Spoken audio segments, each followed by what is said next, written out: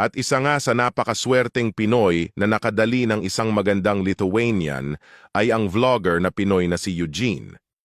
Pangatlong bansa, Estonia. Dito, makikita ang mga independent at ambitious na kababaihan. Maraming lalaki ang lumilipat sa ibang bansa, kaya't mas marami ang mga single na babae rito. Ang mga Estonian women ay progressive ang pag-iisip at entrepreneurial. Perfect para sa mga gustong makipagsabayan sa buhay. Pang-apat na bansa, Russia. Dito, makikita ang mga kababaihang elegant at may malalim na pagpapahalaga sa pamilya. Maraming lalaki ang nawala noong World War II at mataas din ang male mortality rate sa Russia. Kaya't mas marami ang mga kababaihan na naghahanap ng harmonious and loving relationship. At panghuli, Ukraine.